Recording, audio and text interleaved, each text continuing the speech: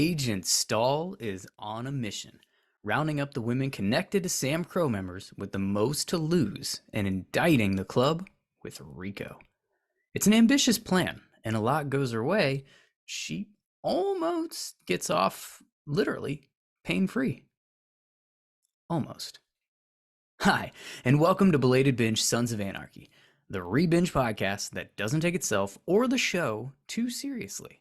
I'm your host, Zach, revisiting some of the most iconic series in recent memory that I nearly missed out on. That's the belated part, and today we continue our binge part of Season 1 with Episode 10, Better Half. The Belated Binge Podcast. Before we get into it, there will be spoilers. Obviously. There will also be adult language and situations. Earmuff the children. Shout out to Katie holding it down for the Bonus Binge Squad. More on Patreon later in the episode. Real quick, before we jump into this episode, if you recall a couple episodes ago, I posed a question of who do you hate at this point in the series worse? Alvarez, president of the Mayans, or Darby, leader of the, what did they call themselves? The Nords. I asked this question and wanted to hear your feedback on that at that point in time, because I think these two characters have interesting journeys and arcs, and our view of them may shift over time throughout the series. So just a spot check, and I got a cool voicemail from cousin Amy that I figured I would share with you. It's Amy. I wanted to answer your question that you had in your latest episode of Sons of Anarchy for episode 8, The Pool, as to which person sucks more, Darby or Alvarez. I have never seen the show before. This is my first time watching it, and I would say Darby sucks because he was being a racist asshole right off the bat, and I didn't care for it. Wasn't a fan. So who knows? Maybe I'll hate the other guy more later. But for now, Darby's the douche. I think I agree. Maybe. Possibly. I don't know. I asked you, not me. As usual with SOA, we are going to kick this thing off trying to introduce the episode as if it was a romantic comedy. True love can endure all things. From rekindling a flame after a decade apart like Jax and Tara, to trying to raise your kids while you're buried under a pile of debt like Opie and Donna. If the love is real, nothing will get between you. Even a federal agent. Just don't steal the dog or burn down the condo. Let's jump into episode 10, Better Half. We open up on Half Sack dropping Cherry off at work. He finally got his own Dinah. How cute. It's white. I remember a little behind the scenes feature that they did where they talked about the decision going into giving Half Sack the all whited out Dinah as opposed to the blacked out Dinahs that the rest of the club rode. And they wanted him to kind of continue to stand out as he's still a prospect and not part of the club. He hasn't gotten his patch yet. So they wanted to make his bike a little different as well. And I think that was kind of fun. Also, we need to care about Half Sack and Cherry again. That's why they're opening the episode. Luanna is getting harassed now by our favorite ATF agent to hate. Well, at least the one that still has a pulse.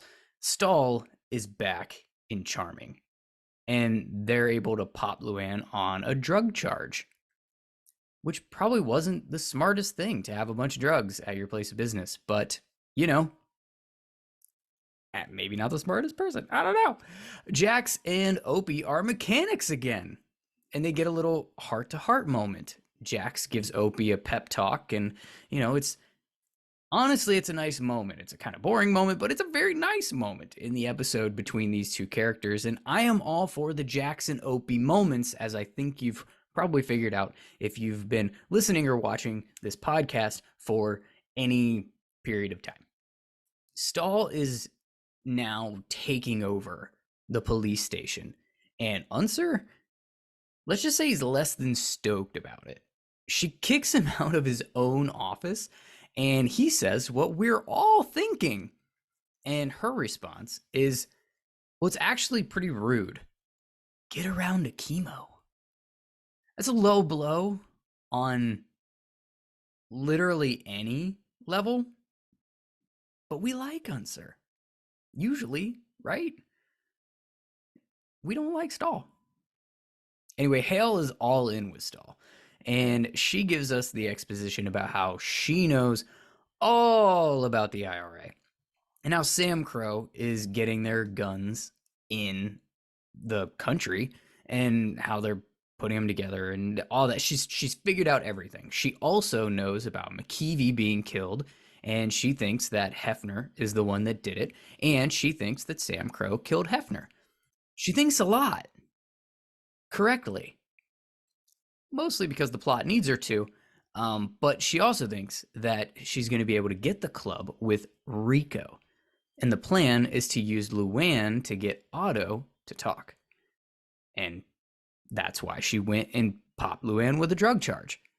But that would give her her past crime because, as you know, Otto is in jail right now and isn't a part of anything in the present, but he got to jail for a reason, stands to reason that he would have been involved in some past crimes. And that's what they need for that piece of RICO. And then they need to prove that SAMCRO killed Hefner for the present crime. And to do it, she's going after the women. And here's where the show takes a turn from reality. She says, and I quote, "Outlaw clubs do not keep their women in the dark." Maybe not in this fictional biker world, but real outlaw MCs, based on everything that I've ever heard, they actually do. The women don't know shit about club business. Nobody that doesn't wear a patch knows anything about club business, from what I gather. That being said, it sure does make the show better that in this world, the women have a huge role to play. And Hale is not stoked that Tara is one of the women on this list. And so is Cherry. Again, why we saw her with Half-Sack all happy and such earlier to start the episode. And so is Donna. Poor Donna. Which is why the whole previously on Sons of Anarchy segment was about Donna. Just can't catch a break with this Donna character, can we? And credits. Extending my streak. One of these Hulu commercials is for ED. Nothing says you're in your 30s like commercials for that. And that's your commercial break. Cammy Hayes, the new IRA contact, Cameron, whatever you want to call him, the Irishman, well, he survived. And after a sit-tight call from Clay, he gets a little chat in the cabin with Gemma.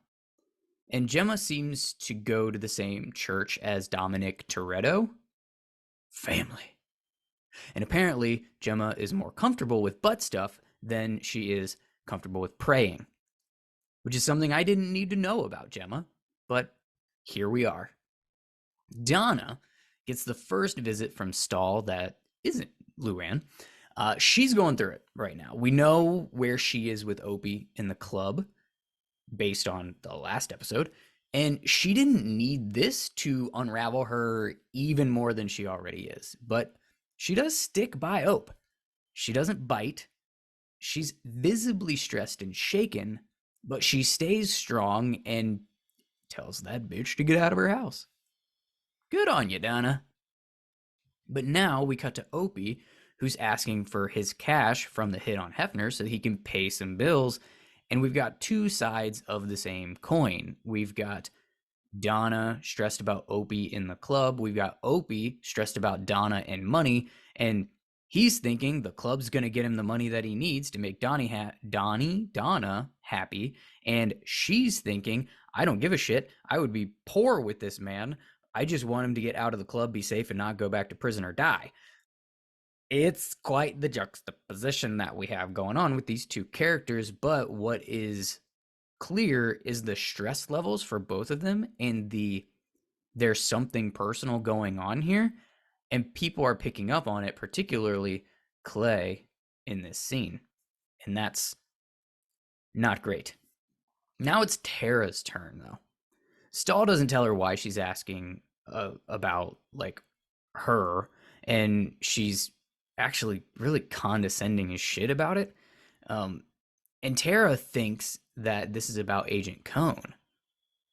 And I really like when Stahl is giving Tara kind of her own background on her own life and her own report card, her own story, if you will. I really like how Tara just looks her dead in the eye and goes, I know, I was there. I just like that. She does claim to not know about any illegal activity that Jax and the club would be doing. Um, she has a little pause there, but she is, you know, convicted when she says it, has conviction. She's not being convicted because she's not in handcuffs. Anyways, Stahl leaves the cone cliffhanger just dangling out there for her, and it kind of hits her like a hammer. Can't talk today. Maybe it's the different setting. I'm not stuck in the dungeon basement today. I'm actually in a real room, and I think it's throwing me off, to be honest with you. I need my secluded corner in order to say words in the English language properly. But I really appreciate you hanging out anyways, while I just try to fumble my way through how words work. Slow motion. Those are the next two words that I've decided to use. Slow motion. Walk by with Jax and Stahl. Seriously, it was incredibly slow. But they both keep eye contact, all cocky, and then immediately turn around for like a double take after they get past the other and they think that the other one's not going to catch them looking back again. It's an interesting choice to have both of those characters do it, and I think it says a lot without saying anything about how confident they are on the surface with each other, and how both of them are like, can I really, what do they know that I don't? Can I really pull this off? What in the world is going on? That's so, this is wild. Oh, I'm not comfortable. At least that's how I'm interpreting it.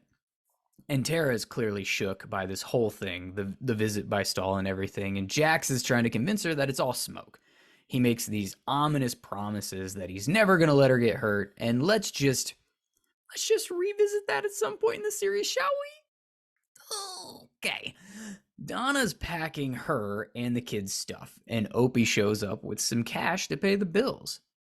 And we have to have our obligatory marital fight between the two of them about how he supports his family through the club, and he can't be a good old boy chucking wood from 6 to 6 and all of that nonsense. And I'm still not totally sure what exactly he's doing chucking wood. Like, I get it, they're cutting down trees, but like, for some reason I want to know more about what they're then doing with the trees and why. What is that business? Are they clearing land for housing development? Is it going straight in the face of Clay's plan to keep Charming Heights from being a thing? Are they getting, chopped down and turned into paper? What's happening? Is it firewood? Are they making firewood? Do they not have furnaces in this town because it's California and they don't really need heat 99% of the time? And if they do, maybe they just build a fire. I don't know. Maybe it's the fire that they keep using to burn all these bodies after they kill them. I need to know more. But he does have a really nice mic drop with Donna. And this is something that hits me harder now. This one has always hit me when I watch this episode, but it hits me harder now because I'm a father and a husband. And he just looks her dead in the eye and says, if you can't get behind that, keep packing. I'm going to see my kids. And it just it's like the Wile E. Coyote Roadrunner episodes or the cartoons that just drop an anvil randomly out of the sky and splat the person on the ground. That's how I feel every time that line is delivered. It rocks me. It just does. Anyways, now we get to go grocery shopping with Gemma. And Cherry shows up, freaking out. Because apparently She's married, and she's wanted for grand theft and arson. She burned down the condo of her and her husband. And Gemma has the best response to this, which is nice touch. And she just keeps shopping as if she didn't hear anything. And oh, Cherry's name is Rita. Not Cherry at all. Cherry was the dog's name, the dog that she stole. You can't make this shit up. Well, I mean, you can make it up. Kurt Sutter made it up, or his team of writers made it up. Regardless of who made it up, it was made up, but it's just wild. Here comes the feds, who just happen to know that she's at the grocery store. Sure. And she gets a really nice shot in on one of them, but then she can't get past the skinny dude by the door. It's like she's a linebacker and just blasts the one like into a whatever, like the shelving unit of a grocery store, just blasts her. But once it comes time for the guy at the door, she's like, oh, flag football, 2-hand tap, you caught me. Sure. Now we've got this like power chat happening with Gemma and Stahl. And we've got a good blowjob joke. We've got a weird hair stroke. There's just this weird, like, close, seductive, almost like they're gonna have hate sex in the next scene. Like, it's that kind of weird tension, but they definitely don't. That's not what happens. The next scene is actually Rita getting questioned. She doesn't want to share any information except that it was her dog, but then she learns that she's going to be extradited to Nevada, where she's wanted for these crimes, and she's going to do real time in jail, and the bluff is attempted murder charges. She's not so confident anymore, and now we're at the table, and so is Unser, which is a fun, just one of these things is not like the other kind of moment. And he informs the club that Stahl is trying to use RICO. And if you're not familiar, RICO is a law enforcement act that stands for Racketeering, Influenced, and Corrupt Organizations. Essentially, this is what law enforcement uses to try to bring down groups of criminals as a unit as opposed to as individual members. I did have to Google part of that. Anyways, if they can prove that illegal activity is done as part of an organized criminal organization, they can arrest groups of people and give harsher penalties than just like a single offense that they can prove against a single individual of a group. Yeah, this is how they try to take down mob families. This is how they try to take down gangs, motorcycle clubs, obviously. And it's actually really interesting if you look up any of the real life cases and stories that are pretty public with these outlaw clubs, because they often stick to the stance that they're a group of motorcycle enthusiasts. Stop me if you've heard Clay Morrow say that before. And while individual members might participate in illegal activity, they are doing so as individuals and not on behalf of the club that they're a part of. And if that's true, they can't be a criminal organization. Of course, the common belief is that it's more like this TV show. Everything's done to benefit the club, and SAMCRO absolutely is a criminal organization by definition in this show. But for my money, the truth and reality lies somewhere in the middle, which is my belief on most things. Let's never talk politics, shall we? I believe that there's a ton of motorcycle clubs out there, Diamond Patch or not, aka 1%er Patch, aka Outlaw Club, who are not participating in organized criminal activity. Most of them aren't doing anything illegal aside from probably speeding and maybe riding after they've had a beer or two, or unfortunately sometimes several, which is not something that I condone ever. But then there are others that are definitely what you would consider a criminal organization. And I don't think it's even clear cut by what name is on their cut. I've heard of Hell's Angels chapters that are like full-on volunteer firefighters who live in the suburbs and don't break the law at all. So that's true.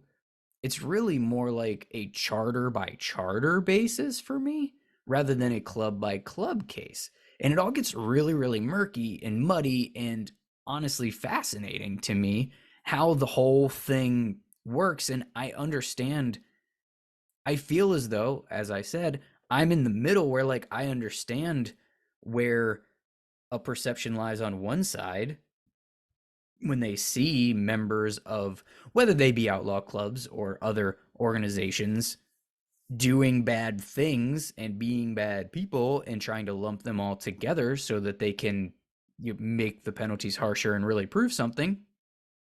Or the other side where it's like it's kind of the thought process of like one bad seed shouldn't ruin everything for everyone, but it kind of often does. And I mean, for one, within the motorcycle community, there's a reason the outlaw clubs are called 1%er clubs. It's the 1% living outside the law. 99% aren't. They just like to ride motorcycles. And that is true whether they wear a cut or not. So it's all very interesting. Anyways, but as I said, SAMCRO is absolutely organized, absolutely criminal, and absolutely awesome. It's a TV show, people. Except for Tig. He's not awesome. He blames Tara for the ATF being there, which isn't true. Cone came for her, but he wasn't actually on a case. Stahl came on her own and didn't even know who Cone was. But of course, he doesn't know that. He's just being a dick because we're still building this feud with him and Jax. And Bobby lets us know that Otto isn't reachable in prison, so Jax hatches a plan to get a message to him through Luanna. But let me bring this up real quick. Clay says openly to the group that if it was him and they had Gemma, he would give them something old that wouldn't hurt the club. By definition, that's being a rat. So he's okay if it's him and Gemma was involved. But they have a strict no rat policy in SAMCRO. And that's going to be very, very apparent very, very soon. But when it does, remember this hypocrisy. And thankfully, we have Unser here because he raises his hand during the vote, and that's absolutely hilarious. He's also the one that informs the group there's nothing too old to hurt you with RICO.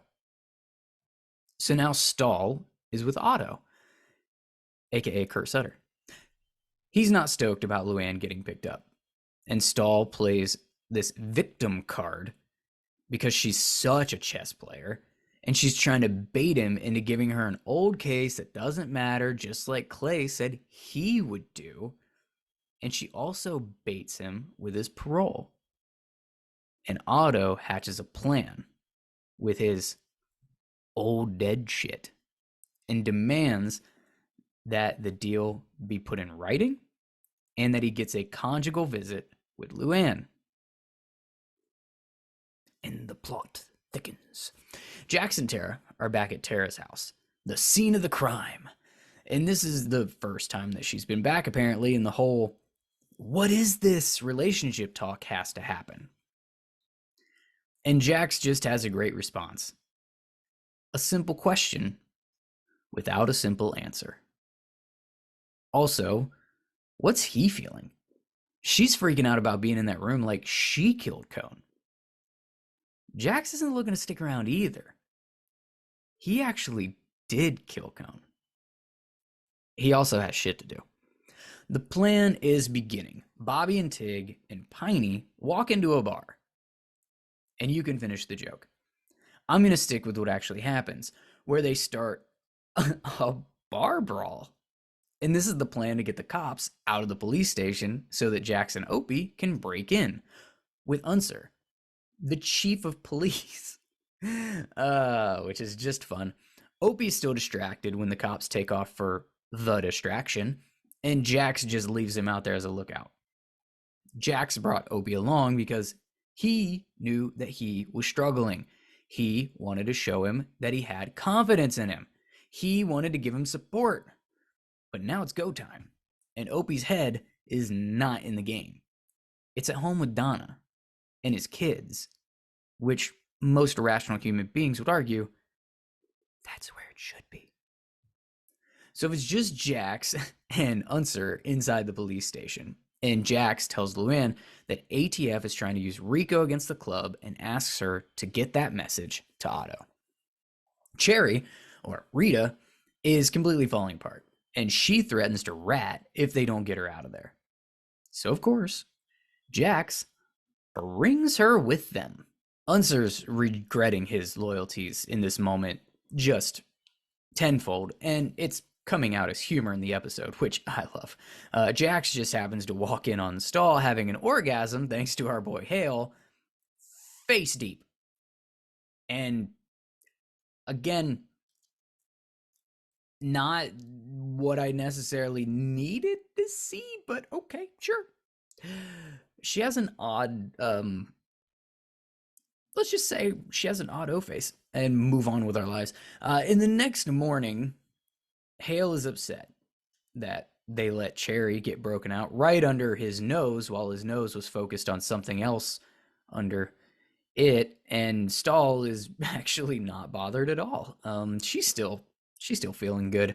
Apparently, our witness to the Hefner murder has come forward. The one, remember when Bobby shot Hefner and there was someone looking out the window for a second? That witness. That's the witness. And the sketches are impeccable. And there's our present day crime. Cut to Stahl with Otto. He's working with her, and she agrees to sign Luann's release papers now. And now she's here to deliver a message to him. So, keeping track of the order of operations, Luann's paperwork has been signed and taken out of the room. We can only assume to be delivered. And Luann, there's nothing conjugal about what's happening. She's able to deliver the message of RICO to Otto. And he, we'll get into it in a minute. But first, we have to see Clay and Unser setting up Happy with a truck to get Cammy and Cherry out of town. And this is wild to me. I just have to say it. It's absolutely bonkers. I get that she said she's going to rat, so the club has a vested interest in getting her away safely. But at the same time, she is threatening something that could take down SAMCRO and, by all accounts, all of its other charters as well. She's a threat to them. And they're just smuggling her away and letting Half-Sack fuck her on the way out. I know their code is that they don't hurt women and children, the innocents, but is she really innocent? She threatened them into this.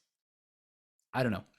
Just thinking they might have a slightly different way of keeping her quiet, perhaps more permanently, especially with Happy driving that truck. I guess that's a spoiler though, because she lives, just so you know.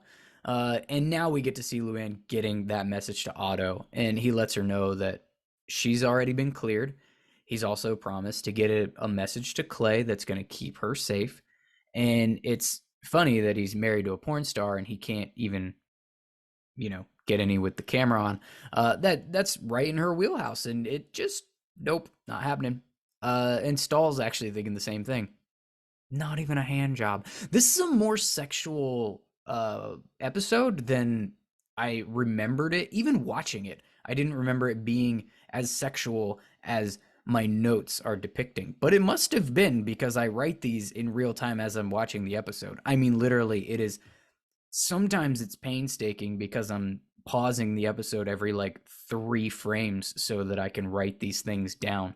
It's kind of a lot sometimes. Anyways, you don't care. We have post-coital cuddling for Half-Sack and Rita, who wants him to keep calling her by a fake name, Cherry, and she gives him her Cherry to remember her by. Not that Cherry. That Cherry's long gone. The dog tag from her dog Cherry. That's the one whose identity she stole. And after she stole the dog in the car and burnt down the condo, she kept the collar tag thing, and that's what she's giving to Half-Sack right now. Not that other chick. Again, a much more sexual episode of the show than I remembered it being. Hale informs Stahl that Bobby was ID'd from the witness sketches, but not Opie. and that's setting up some shit to go down. And Tara gives Cammy the clear to travel. Cammy Hayes, Cameron, Irishman, IRA guy. I don't know why. I just find it hard to give that dude a name that I feel is memorable even for me, so let alone you. Anyways, Gemma is absolutely very petty and passive aggressive, and she does get her beads though, so that's good. Cammy's rosary, that is, again, not those kind of beads. And she actually hugs Rita goodbye and sends the beads with her. And this is cute and all, but just not the response that I believe from her character. Cherry threatened her club and family, and she just gets a cutesy send off. None of this makes sense to me. None of it. Gemma does not react this way, particularly with the women that get in the way or potentially threaten her son and her husband and their club. She hit this chick in the face with a skateboard when she slept with Clay on a run and had the audacity to come to town. Not for sleeping with, but coming to town. That was the crime in that exchange, which makes sense to no one except for the people that wrote it. But threatening to rat on everyone and get them all sent away for hard time for like long stretches in prison. Give me a hug, dear. Have a great time. This doesn't make sense to me. I'm sorry. And now Stahl heads in to get the past crime from Otto. And well, here we go. He reads the statement, and they're supposed to trade signatures. That's kind of the deal, right? They're gonna trade, say you first, then me. Okay, let's get this thing done. Stahl's thinking it's gonna be great, and he baits her into coming closer to the table because, you know, he can't see. He's got it like one eye already and glasses, and he's just not a very visual. He's very visually impaired, this character, because Kurt Sutter hates every character that he plays, I think. And well, he wrecks Stahl's face, just smashes it against the table several times, and it's so satisfying. Mwah! I love it so much, and it's worth getting the shit kicked out of him by the guards, especially for me. It's not my face getting kicked in or getting smashed against the table, for that matter. I'm just a viewer that likes to see her get hurt severely because I hate this character with a burning passion, way deeper than I should for a fictional character that doesn't actually exist in the real world. And she's in surprisingly good condition considering what she just had happen to her facial region. And she's very, very, very pissed off. And that's the episode. It might be the first one that didn't end on a montage of any kind. It's just a cold close on her bloody face and her murderous rage, which the actress plays very, very well. And I can't tell you how giddy it makes me that her face was smashed. Just smashed. I love it. All in all, it's a good episode in my opinion. It lost me with the Cherry stuff. Again, it's more sexual than I remember it, but hey, I've got a dirty sense of humor, so fine, go for it. Not only are the cops not even looking for Cherry after they broke her out of jail, she got like clean transport out of town, courtesy of the club, with a goodbye fuck from Half Sack and a touching moment from Gemma, and none of that feels correct to me in any way, as I've stated. So, and I want to make this clear too. It's not that I don't like Cherry. I like her character fine. This just doesn't feel like it's responded to in character by the other characters, particularly Clay and Gemma. But I and I've already kind of spoiled this. Happy's not going to kill her and leave her in a ditch on the way. She's actually has a role later on in this show. So not only did she not have real consequences for threatening to rat out the club, she gets to stay connected to it. Sorry. I'm done harping on that. I'm over it, sort of, until we get to her reappearance, probably. I'm sorry. There's spoilers in this. I like the Jax and Tara stuff in this one, too. Probably because it's not overdone. It's not overly romantic or anything. It just feels real. This feels like high school sweethearts that are starting to reconnect within complete and utter chaos. And that's already a very confusing situation for people. I know I have experience with that particular concept. And when it was happening in my life, we didn't kill anyone or have a federal agency trying to pull me away for life. We were just people who'd grown up and reconnected. And that's what Jax and Tara are showing really well in the episode, despite the fact that they do have a federal agency trying to put him away for life, and they did kill someone who also happened to be a federal agent. That's a different level of stress.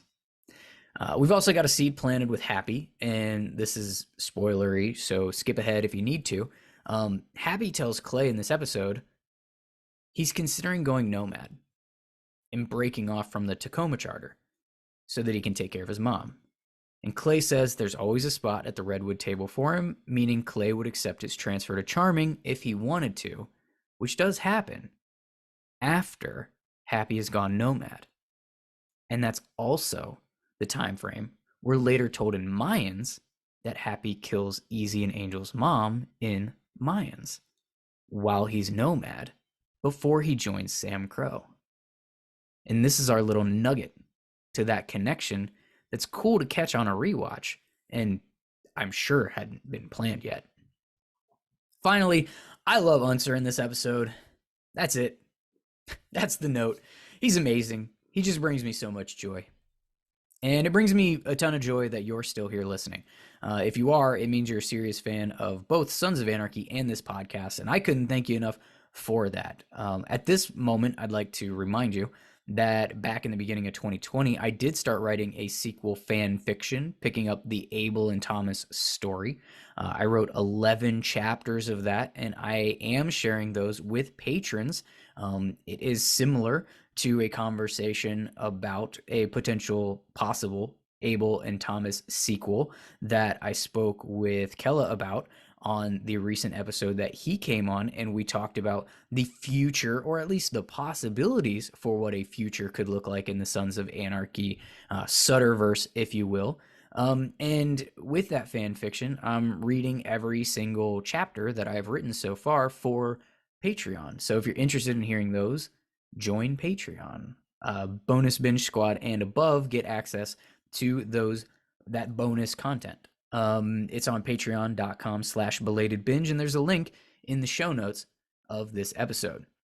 Before we go, let's rewrite Sons of Anarchy one small change in each episode at a time. For this episode, what if Stahl didn't sign Luann's deal first? Let's see what that does to the story and what alternate outcomes for the plot you can come up with. And you can share them with me on social media, where I'm going to post that question. You can follow Belated Binge across TikTok, Instagram, Facebook, and X. There's also an exclusive Facebook group for listeners of the podcast. I would love for you to join that group so that we can have lots of fun, witty banter back and forth, and we can just talk about things within this show, other binges that I have going on, random life stuff. I'm truly open to all forms of communication in there, as long as they are positive in nature and you're not being a dick. So come join the free Facebook group, please. We'd love to have you. The best responses to the question, though, are going to be featured in a future episode of this podcast. If you enjoy this episode, re-binging Sons of Anarchy, give me a follow, leave a review on the podcast player that you're listening to, subscribe on YouTube, leave a comment down below, however you are engaging with it right now, do something nice on there, please. I would appreciate it. And you can visit belatedbinge.com to leave a voicemail with any of your own thoughts and find links to everything. Thank you again for listening, and remember, life is short. Buy the motorcycle, and when you do, wear a helmet, dress for the slide, not the ride, and make sure that you're taking Belated Binge, Sons of Anarchy, along for that ride.